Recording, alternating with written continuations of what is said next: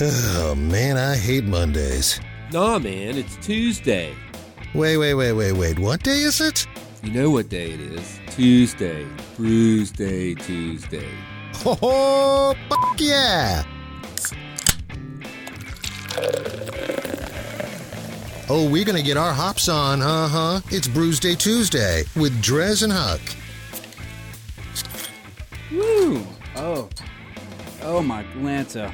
There you go. It is Brewsday Tuesday. My name is DreZ. No, I would be Huck. And today is a special show. It is. Believe it or not, this is our 100th episode. We're 100 shows old. 100. That's a lot. It's a century of shows. I didn't think we'd make it this far, to be honest with you, when we first started. Didn't think we'd make it past a couple of shows we did. Yeah, so in honor of our 100th episode, we were trying to think of what we could do that would be, kind of special, kind of different. And unfortunately, we didn't realize it was our 100th episode until like a couple days ago. So we didn't have a lot of time. So what we did, or what Huck did, was he went to the store and just got some big, badass, awesome beers, our favorite styles, special boys. What would Huck and DreZ do? We've had those shows before, but this time there was no budget. And no budget, yeah. No cap, because I'm throwing down on this one. I don't know how much we can talk about that. Actually, I was looking for a bottle of Utopias, but that was not to be had. Yeah, we couldn't get a bottle of Utopias in time. Plus, that would be, $200 at least? Yeah, well, on eBay, it's like $365 right now. Yeah, so no. But you handed me something that sounds pretty good. It is a wheat ale, which is my style. The Hapaniti? What are you calling this? Hopanetti? Hoppin' Hoppin' I think. The perennial artisan ales. So this is this is not a big boy, which I'm glad I'm starting with this. Only 4.2% ABV, but I guarantee you it's going to be tasty. And of course, this is a big bottle. Yeah, I was going to say it's a big boy bottle. I don't know if we're going to be able to finish this between. We usually try and crush the other beers, during the song in between segments, but we'll that probably might not have happen to today. Post game. Definitely post game. Post game. So and I have a famous beer, relatively famous beer, and only comes out every now and again. A Dogfish Head 120-minute IPA. The 120. The 120. Everybody's heard of the 60 or the 30. No, there's a 60, a 90. Oh, the 90, yeah. Then they have the 75, which is a blend of the 60 and the 90. I didn't know about the 75. And they have a 61, really? Which is on draft somewhere locally, or was last week. So this is the holy grail for hop heads. The beer is continually hopped for over 120 minutes, boil, and then dry hopped for over a month. Enjoy it or age for a decade or so. So it was funny because over the weekend, it was at least a couple of my cousins that just don't like IPAs. And they're like, everybody says, IPA. And like, I'll say I don't like IPAs, but they'll say, you'll like this one. This is one that I guarantee you he would not like. Because is it hoppy as all get out? Yeah, this is, it's so interesting because of the 120 minutes of hopping. It's so you're getting that bitterness, but it's also a very, very big beer. It's like very sweet. It's sweet. I didn't even look at the ABV, but I think it's around 10. It's got to be up there. I mean, I'm pretty sure. I know at least our next round is going to be some big, big boys. Yeah, it's not clearly here. I might have to look it up. That won't take a minute. But anyway, so it's a big beer. It's really sweet.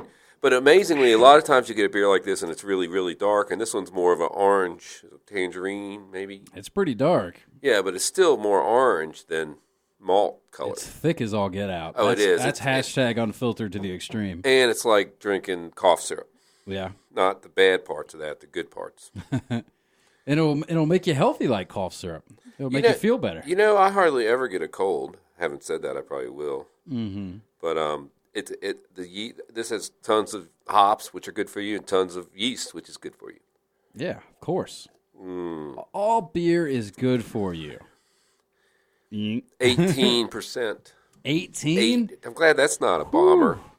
Yeah. This is going to be the winner tonight. That would get us in APV. trouble. Yeah, I think so. 18, man, that's a big boy. But this is a good beer. I don't drink it very often, And I laugh. I don't know if I should name the bar. It's not really a bad thing, but they always comes in and it's kind of a contest who gets a keg of it. And generally in Blacksburg, the seller will get a keg, and sometimes 622 will get a keg Of the 120? Yeah, the 120 usually. Sometimes the underground, but one year the River Mill had a keg of the 120. Yeah. So we're sitting there, and I'm like, well, let's go over and get a glass of 120. I'm with, Huckette and Little Huck. Mm-hmm. And we go over there, and I said, let me have a glass of the 120. And they all go, yeah, we'll have one too. So the guy pours the first one. It's a full pint. As a matter of fact, a full English pint. It didn't realize what for they like had. $7. I said, well, just take one. And it was delicious, but I'm pretty sure they didn't make their usual uptick on the money on that particular keg of beer. They probably didn't quite realize what they had. 20 ounces for $7. I think this bottle right here was $13.95. Yeah, that's for a 12. I remember. I think it was. Because I was up in Delaware, obviously, earlier this year for Firefly, and that's Dogfish Head. That's where they're based out of. So I was like, all right, well, I'll bring back some Dogfish beers. And I remember looking for the one. I was like, well, maybe the 120. And then I realized, it's like $15 a bottle. I was like, maybe we'll just stick with the 90. But back to your cousin or friend, is the Dogfish Head 60 Minutes is an IPA that most people like because it's not so bitter.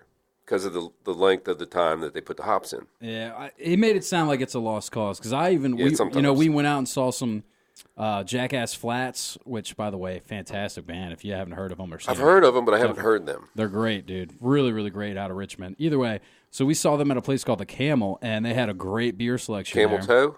Yeah, it was Camel Toe. Well, Camel Towing Incorporated. Yeah. No, but they had a great beer selection, and they had some I had like a tropical IPA, which I thought, maybe he would like. No. And there was another IPA I had too. Same thing, like good stuff. But I guess, it's not everyone's cup of tea, which is fair, just like we're not huge on certain flavors ourselves. Well, DreZ, some people you just can't reach. And that's the way he wants to be.